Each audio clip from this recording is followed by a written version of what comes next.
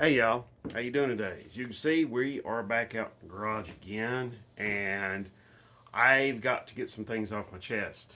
Okay, I need to talk to you all. First of all, you all have done it. This channel is up over 960 subscribers. You all did that, and it is amazing. I am at a loss for words to tell you just how much I appreciate that. It's amazing. I I never had any preconceived notions when I started this channel that I would get this far. And while that's not much, not very much compared to some people, to me it is.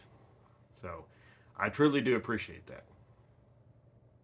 And so, all right, appreciate all the likes, the shares, the thumbs ups, the comments, the really great comments.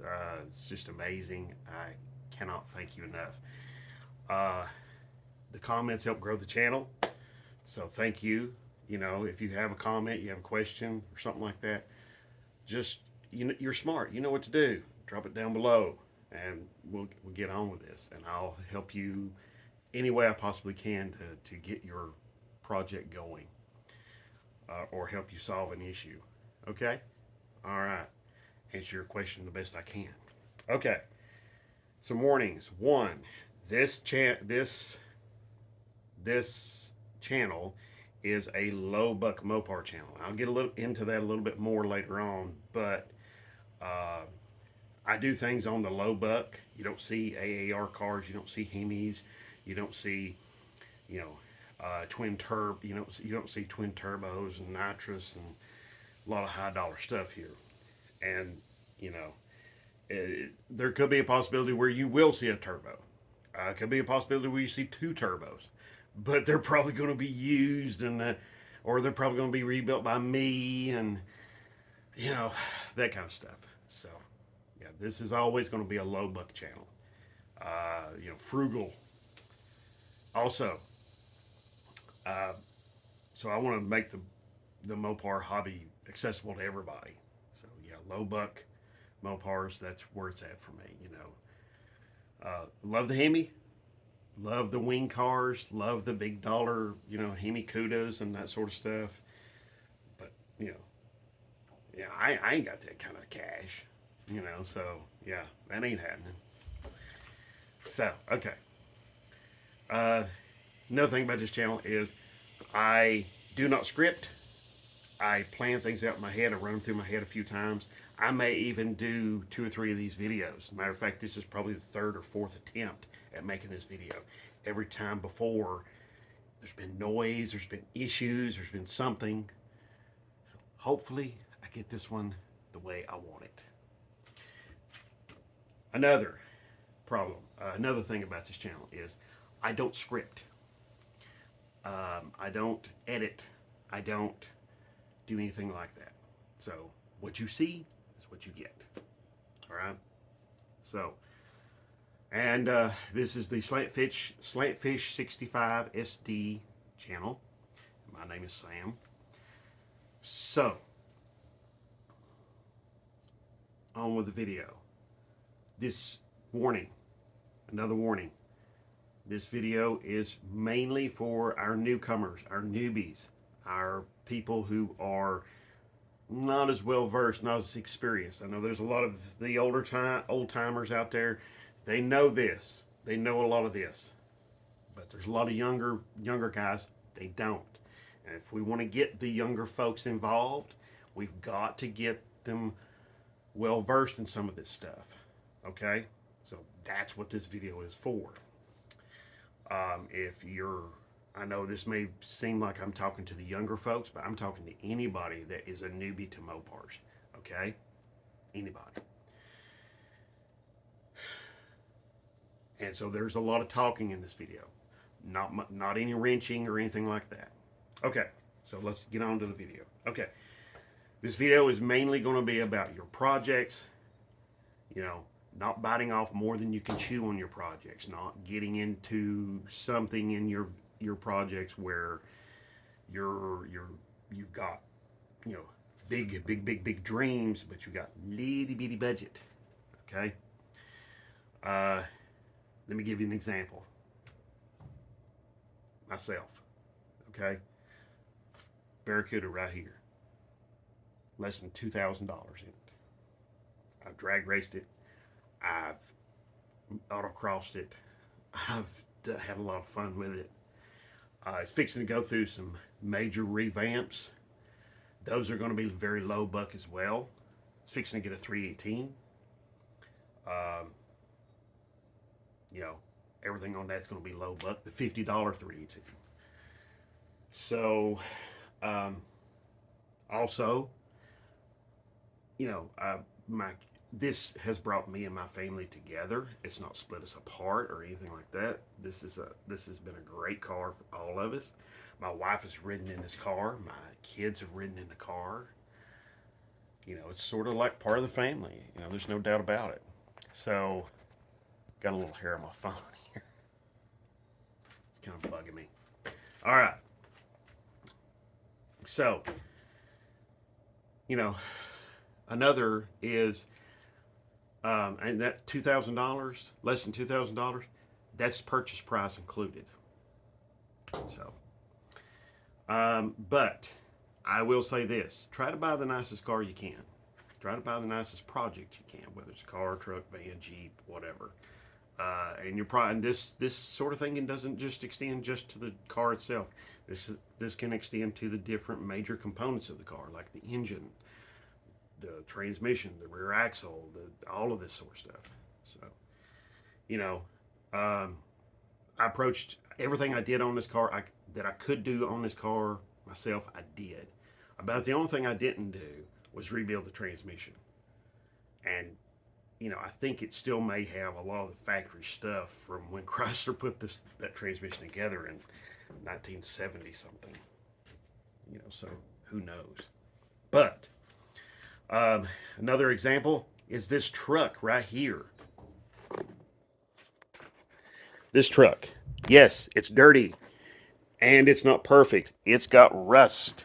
It's got scratches. It's got peeling paint. Okay? It's got a lot of stuff on it and about it that isn't perfect. And a lot of people might, and the chrome isn't perfect either. But you know what is? My memories in this truck. Okay? That's what's perfect in this truck, because that truck has hauled my kids in it with their car seats. That truck has hauled this Barracuda on a trailer. It's hauled a bunch of other stuff. Horses, hay. I think I even hauled gravel in the bed once. So, I've drag raced this truck. I've had a blast in this truck. I've had a lot of fun with this truck, and it's not going nowhere. No, sir. This truck has represented a big stepping stone for me because it was the first full-size truck I owned, and I've not regretted it. I had to go in debt for it and pay for it, and I paid it off. And I paid it off in 1999. Yeah, I've owned it since 1996. This is a 1992 Dodge D150. It still has the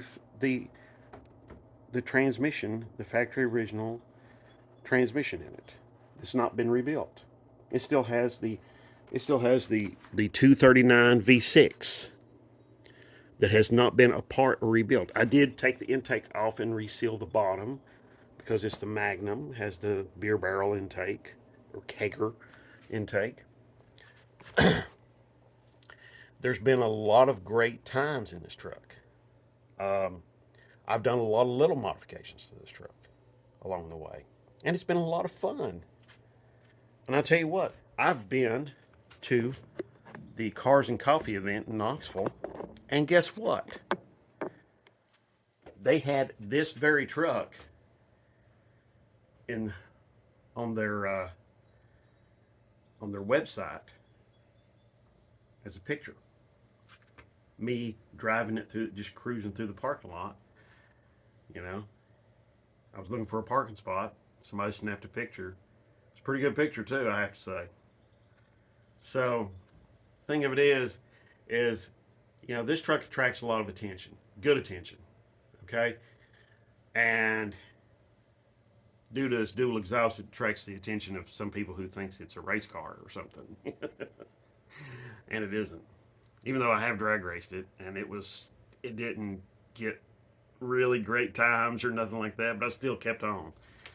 You know, I didn't let that bother me. It didn't let that bug me. It didn't cut a great light. It's not. It's 185 horsepower. It is what it is. Okay. Yes, it has some differential problems right now, but I'm going to get those worked out one way or the other.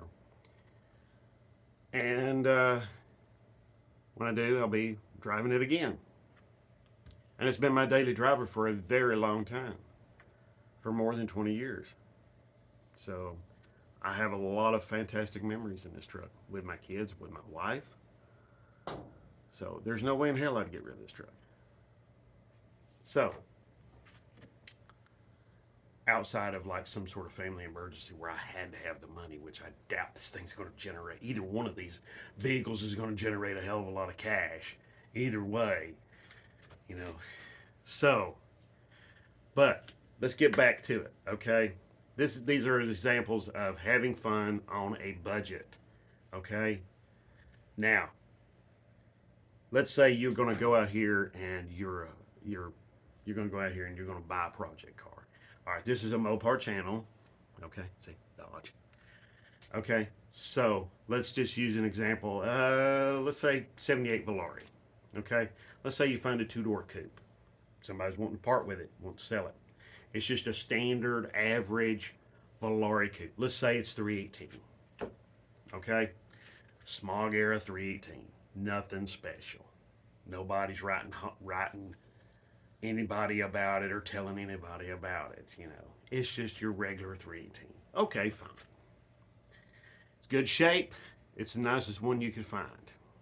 All right, automatic, most likely power steering and power brakes.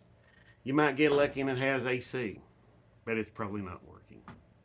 So, all right, but so you get it, you start it up. But you're thinking, you might even drive it home, which is good, because if it's running and driving, that's a big plus.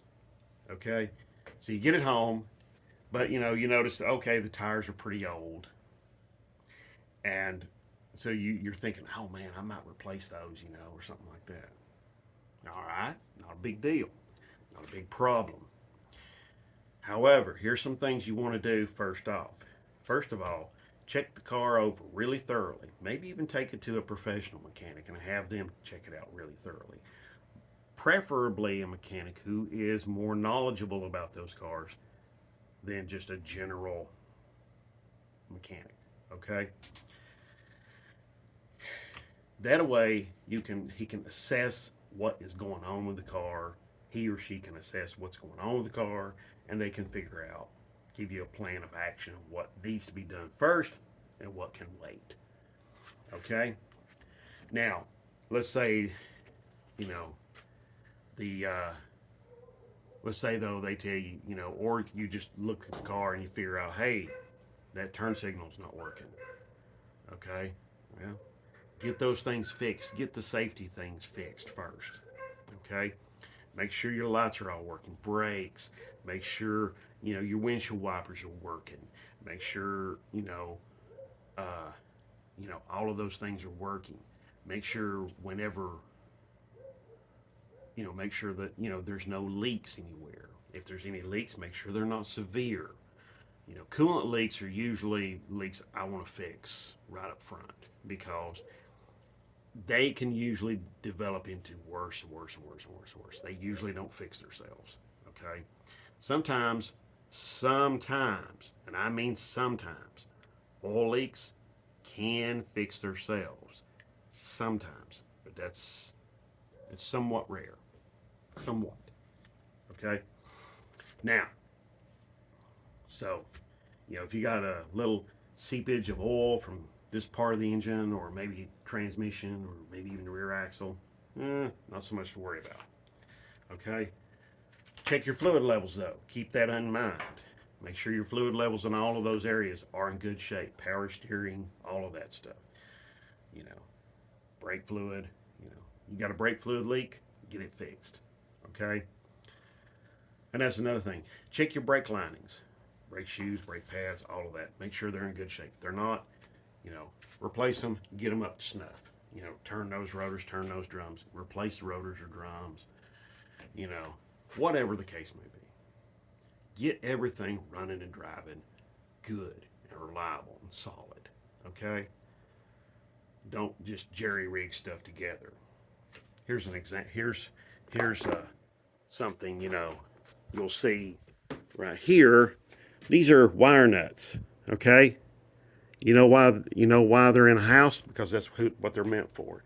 They should never be on your car. If they're on your car, it should only be for a temporary repair to get you home or to get you to a garage to get those removed and get them off your car or vehicle, whatever the case may be.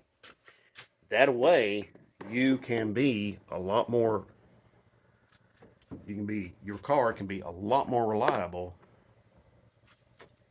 Okay, you never want to have those on your car for a very long time. One, they can loosen up and then cause a short or cause a break in the connection. Secondly, they can cause too much. They can cause too much resistance, which can sometimes pop a fuse. Thirdly, they can also have a problem with. It's hard to get them to seal, so get those out of your car. Now, I'm talking to you and I'm telling you what you should be doing. However, you're always going to have that friend who's going to come by and they're going to say, "Hey, man, you know what? That's cool. That's not a bad looking car. Why don't you take, you need your twin turbo engine in that. Yeah, and you need like 700 horsepower, man. You got to have 700 horsepower. You got to have twin turbos and nitrous.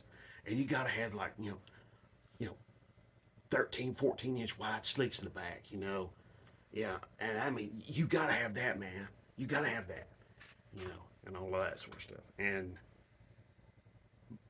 I tell you what, though, 99% of the time, you look at that guy and you say to him, "Hey, man, who's going to fund all this? Who's going to pay for all this?" And they're going to be like, "Oh, well, you know, I thought you would, but well, you know what? I got to go." And out the door they go. Okay, it's just like being at the car show, or the cruise in. You pull out, onto the road, and everybody's out there. "Hey, man, light them up, light them up, light them up."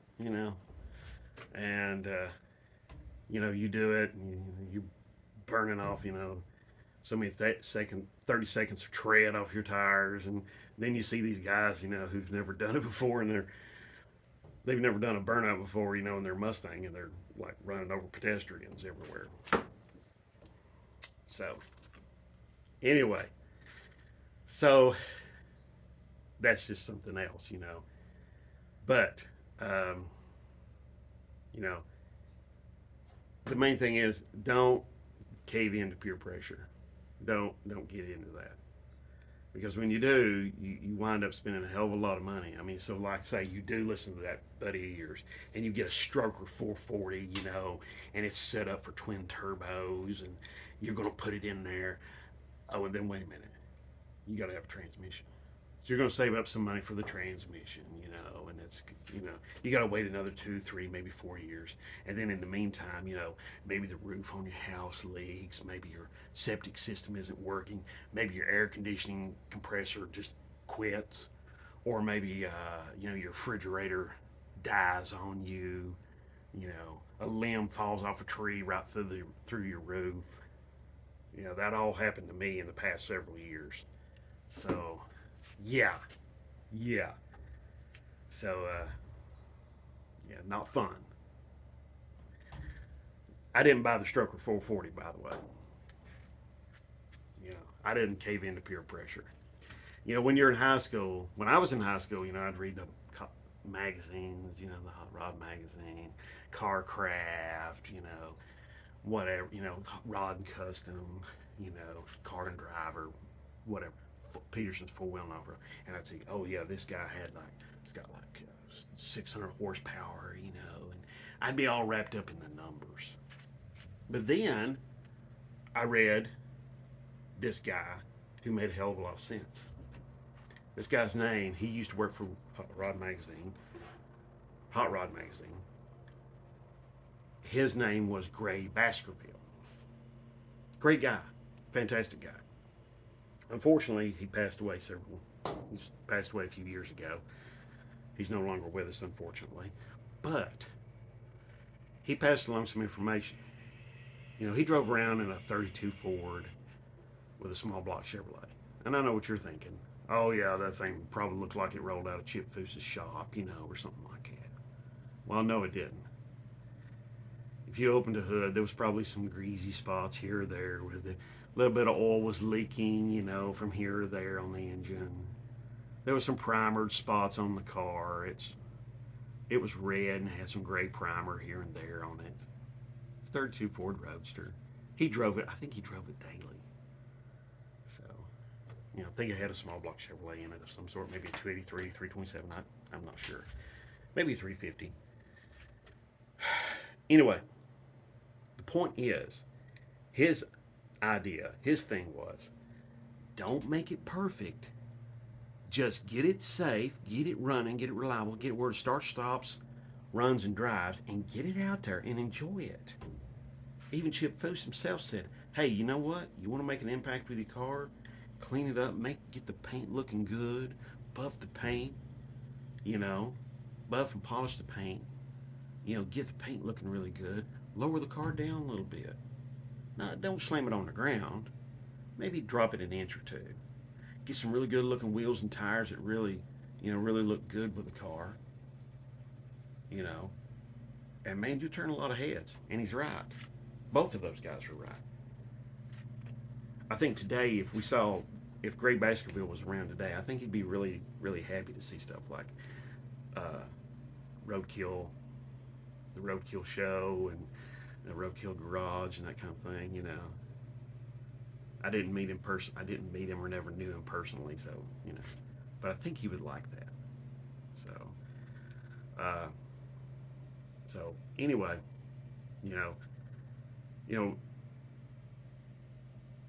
if you want to, you can look him up, Google. I do encourage you, if you want to be part of this, hot rodding Mopar kind of thing.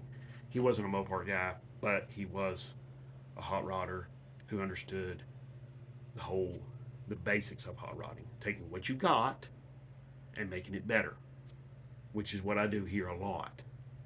You don't see me bringing in like X heads, that I went and bought from somebody for, stupid money. You don't see me bringing in like aluminum heads from somebody that I bought for stupid money. Now, if I do have any of those heads, I'm probably going to have to do a ton of work to them because I'm probably going to have to get them really inexpensively. So, but basically what I'm saying is make your goals attainable. Don't bite off more than you can chew.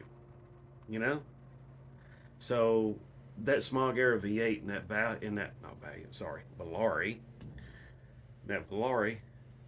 take a look at it. Probably needs a timing chain. If it does, now's a good time to replace that cam and upgrade to a little bit better. Now, you don't have to go stupid there. Maybe an RV cam, maybe something mild, like a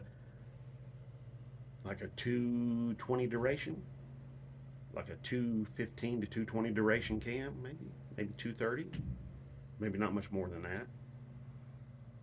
Might be worth looking into. While you're at it, go ahead and service stuff. Transmission, replace that fluid, that filter. Go ahead and make sure that all 8 cylinders are running perfectly and all of that sort of stuff. And while you're at it, hey, swap out that intake and that carb for that 2-barrel for a 4-barrel.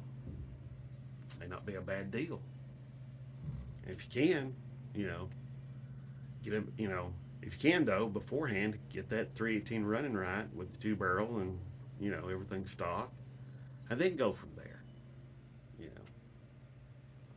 Go ahead and swap on that 4-barrel. but don't be ridiculous about it. Make it a nice dual plane, something that's good on the street. Okay, and don't get stupid about the carb size either. 600, 650 CFM. The engine's going to use what it needs. Okay, so you can stick like 800 on there if you want to, but it's only going to use what it needs. So why pay for a big 850 CFM carb? You can do pretty good with a 650. Okay, if you want to go headers, there's a lot of good choices. But you can go with the Magnum manifolds too. Okay, but you need to be checking like clearance issues and stuff like that, headers or the Magnum manifolds. So basically, I hope I've given you a lot to think about. I hope I've been helpful. That's what I always try to strive for on this channel.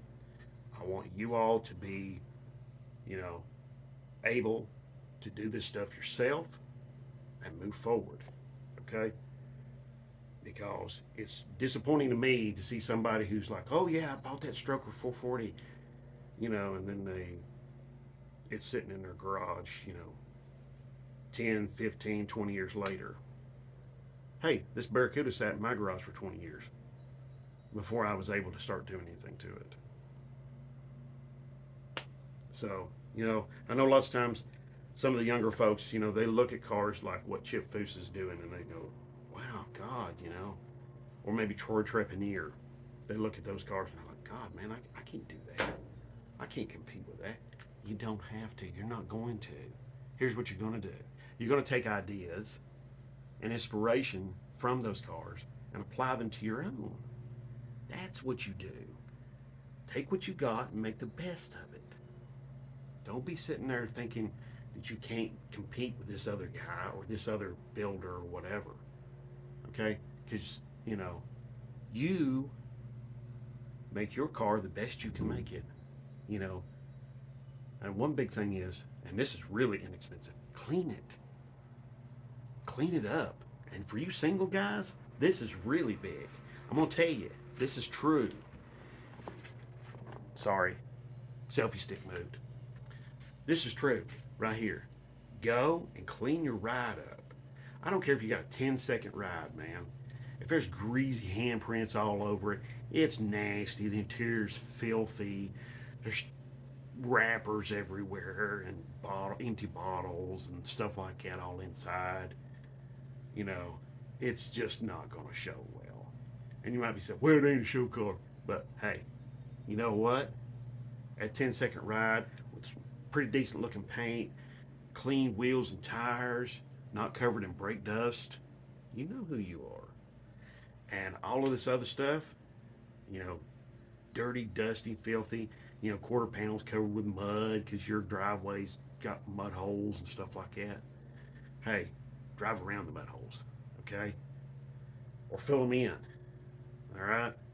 What I'm saying is, you can make it better, all right? You can make it better. So, I know, I've had the driveway with mud holes. I've been without a garage. My garage was a gravel driveway. My garage was a carport. My garage was an old car wash bay. So I've been there, okay? There's not a lot of difference here between the two of us. So I thank you very much for watching. God bless. And like I said again, if you have any questions, any comments, anything like that, please do drop it down below. I will do my very best to answer your questions and help you out as much as I possibly can, as soon as I can. So thank you very much and have a great one.